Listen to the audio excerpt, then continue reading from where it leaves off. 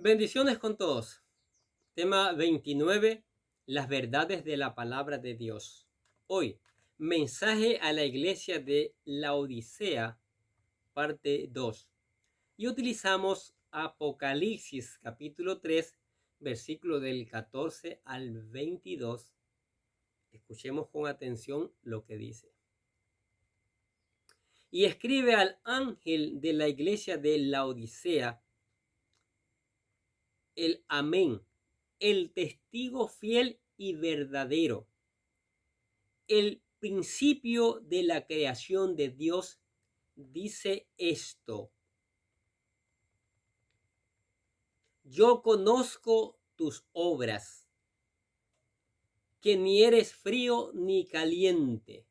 Ojalá fueras frío o caliente. Así, puesto que eres tibio y no frío ni caliente, te vomitaré de mi boca.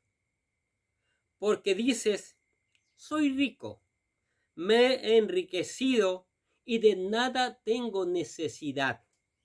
Y no sabes que eres un miserable y digno de lástima, y pobre, ciego y desnudo.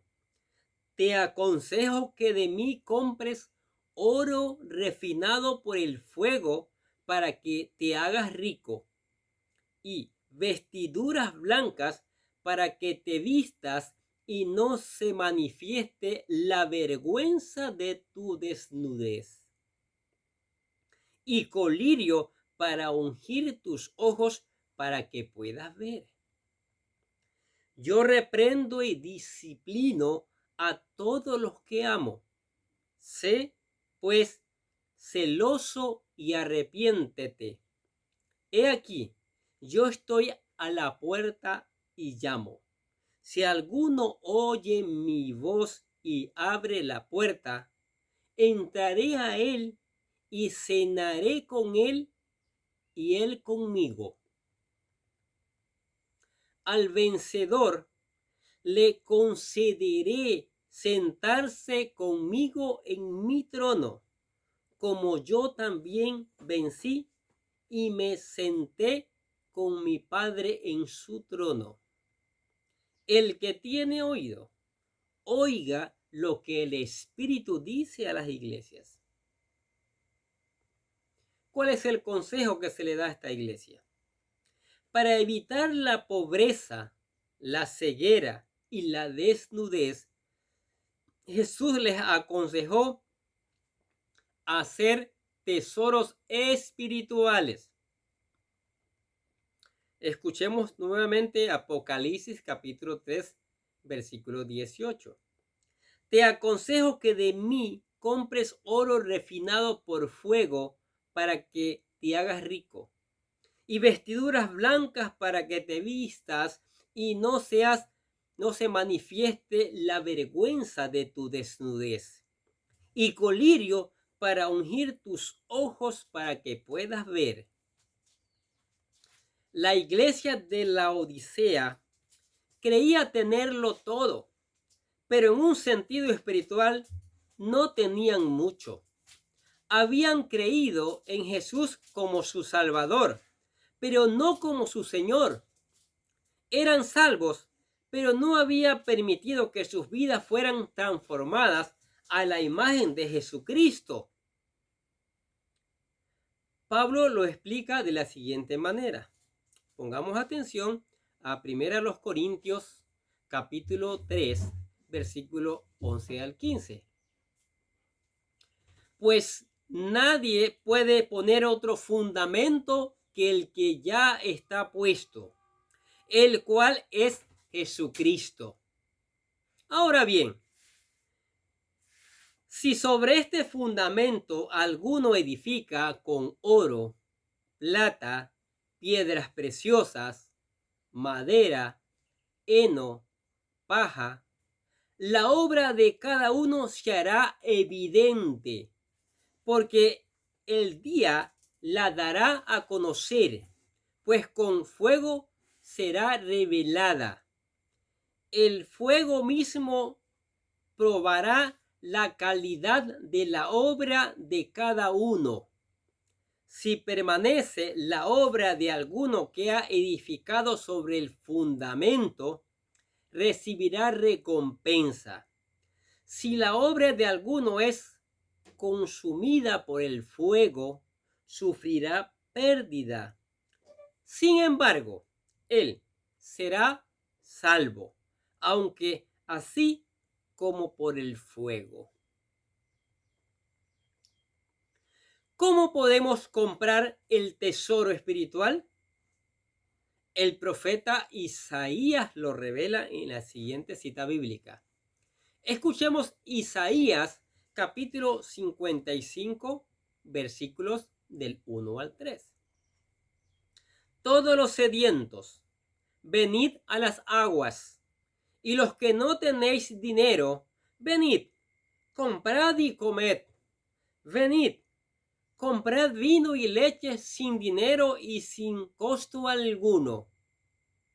¿Por qué gastas dinero en lo que no es pan y vuestro salario en lo que no sacia? Escuchadme atentamente y conoced lo que es bueno, y se deleitará vuestra alma en la abundancia.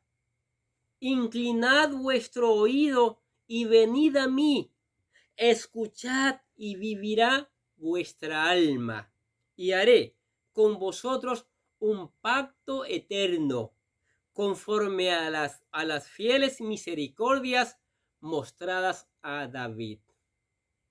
¡Qué mensaje tan precioso! El tesoro espiritual es gratis. Todo lo que se necesita es tener hambre y sed de ello.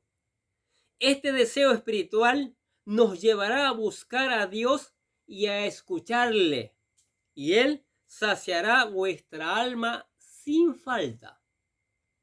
Sin embargo, Él no nos da nada a la fuerza. Debemos quererlo para poderlo recibir. Ahora, la frase "el nombre de Jesús". Jesús se presenta de la siguiente manera ante la iglesia de la Odisea. Escuchemos nuevamente Apocalipsis, capítulo 3, versículo 14. El amén, el testigo fiel y verdadero, el principio de la creación de Dios. El amén. Amén es una palabra hebrea que significa seguridad, fidelidad, verdad. Cuando uno dice amén, es porque uno está seguro de algo, confirma que es verdad. En español se podría traducir como así es. Lo que parece imposible para Dios no es problema. Lo que Él promete, lo cumplirá. Decimos amén, ¿no es cierto? Esto mismo nos enseña el apóstol Pablo. En la segunda carta a los Corintios, capítulo 1, versículo 20. Pues tantas como sean las promesas de Dios, en Él todas son sí. Por eso también, por medio de Él, amén, para la gloria de Dios por medio de nosotros. Jesús es el amén. En Él se cumplen todas las promesas de Dios. Él las lleva a cabo y las lleva a su cumplimiento. Y eso es maravilloso. Por eso hay que venir a Jesús. B. El testigo fiel y verdadero. Jesús también se describe como el testigo fiel, tal como se menciona en el capítulo 1. Escuche nuevamente Apocalipsis capítulo 1, versículos 5. Y de Jesucristo, el testigo fiel, el primogénito de los muertos y el soberano de los reyes de la tierra, al que nos ama y nos libertó de nuestros pecados con su sangre. Testigo es aquel que da testimonio de algo que presenció. Jesús es el único que ha visto a Dios. Por lo tanto, nos puede revelar cómo es Él. Además, da testimonio de lo que ha oído del Padre y lo transmite fielmente. Escuchemos lo que dice el Evangelio de San Juan, el capítulo 7, el versículo 28 y 29. Jesús entonces, mientras enseñaba en el templo, exclamó en alta voz, diciendo: Vosotros me conocéis y sabéis de dónde soy. Yo no he venido por mi propia cuenta, porque el que me envió es verdadero, a quien vosotros no conocéis. Yo le conozco porque procedo de él y él me envió. Pero Jesús no solo da testimonio de Dios en palabra, sino también en obra. Con su vida nos revela quién es Dios en medio de un mundo apartado de él. La palabra griega para testigo se puede traducir como mártir.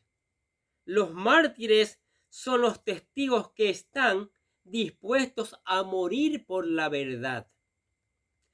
Jesús fue perseguido por hablar la verdad, pero él fue testigo fiel hasta la muerte, como dice San Juan capítulo 8, versículos 37 al 59. Y aún después de su muerte fue testigo fiel. En los últimos tiempos, nosotros seremos llamados a seguir su ejemplo, a dar testimonio de la verdad y a estar dispuestos a morir por ello. En su segunda venida, el Señor se presentará con el nombre de fiel y verdadero. Escuchemos Apocalipsis capítulo 19, versículo 11. Y vi el cielo abierto, y aquí un caballo blanco. El que lo montaba se llamaba Fiel y Verdadero, y con justicia juzga y hace la guerra. Esta descripción de Jesús contrasta con el estado de la iglesia de la Odisea, quienes estaban viviendo una falsedad y una fantasía. Se creían ricos, pero eran pobres. Creían ver, pero eran ciegos. Por eso el Señor los llama a que abran sus ojos. Mire el llamado del Señor. C. Principio de la creación. Jesús también se presenta a esta iglesia como el principio de la creación de Dios. Esto no quiere decir que fue creado de primero, pues Él es Dios. Más bien significa que Él estuvo a cargo de la creación. La palabra que se traduce como principio en griego, que también quiere decir jefe, gobernante, principado, poder y dominio. Jesús no solo estuvo presente en la creación del mundo, sino que participó de una forma activa, como lo explica el Evangelio de San Juan.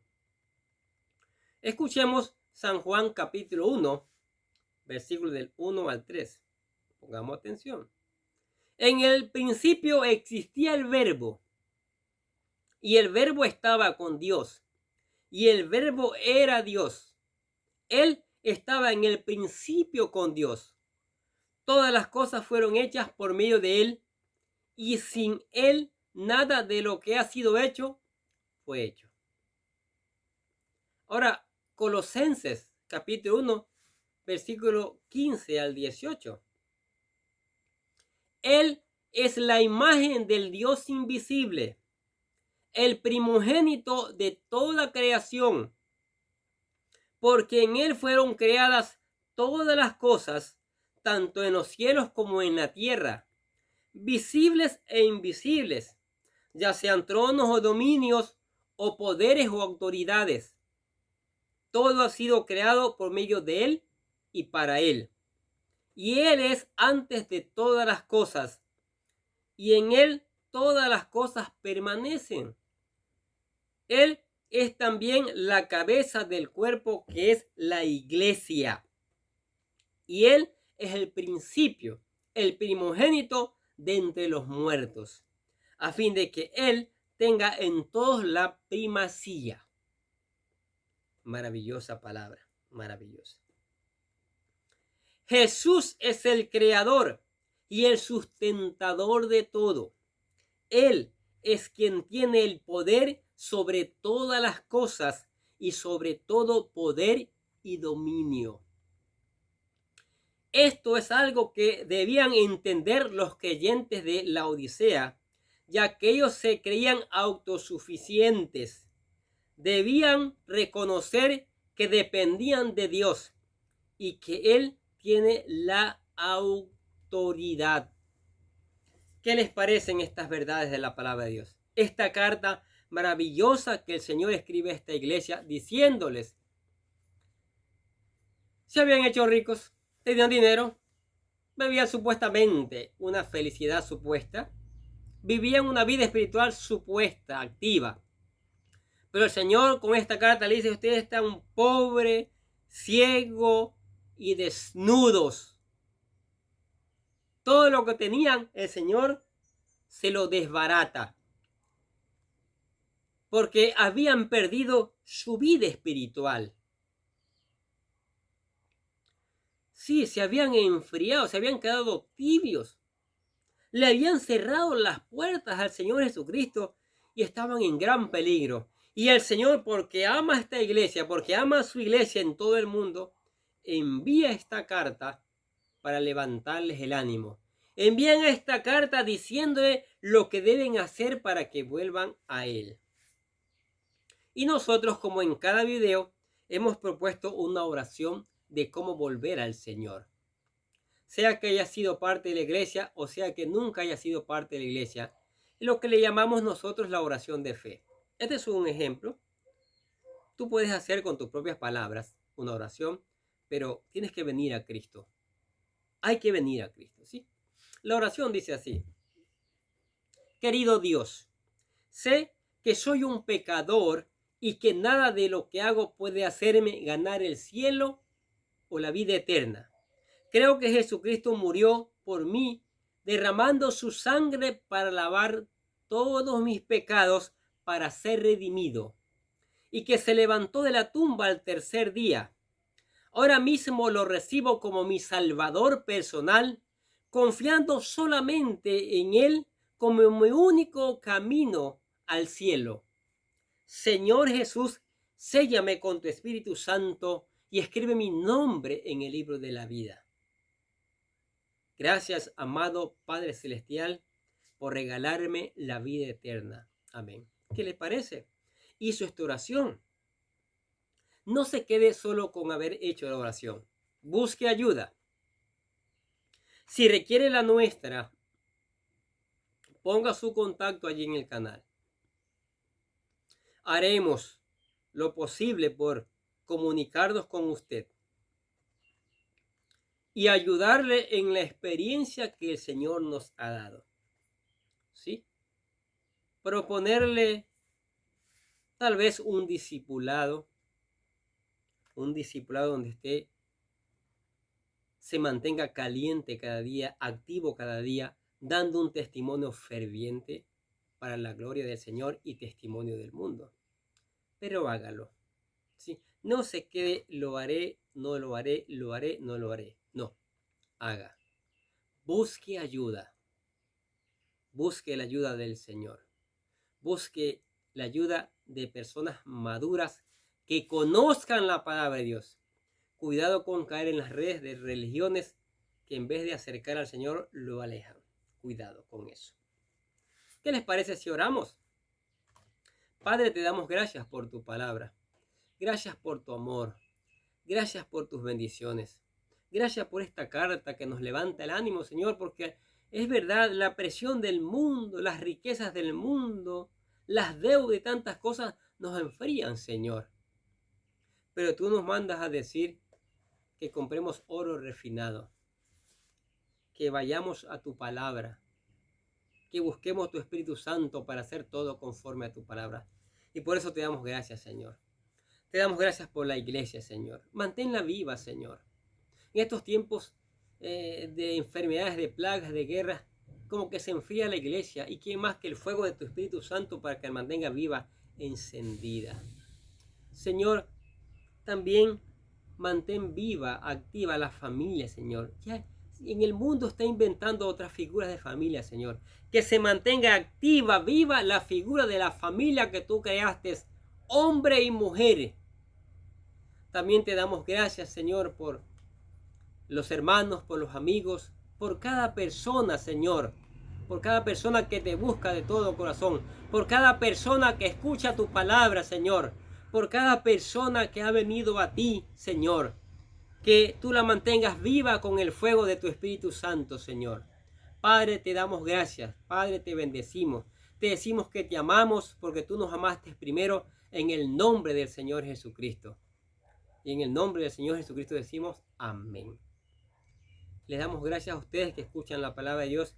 Gracias por suscribirse al canal, eso es importante. Y gracias por reenviar a otras personas también esta palabra del Señor. Les deseamos que tengan un día lleno de bendiciones.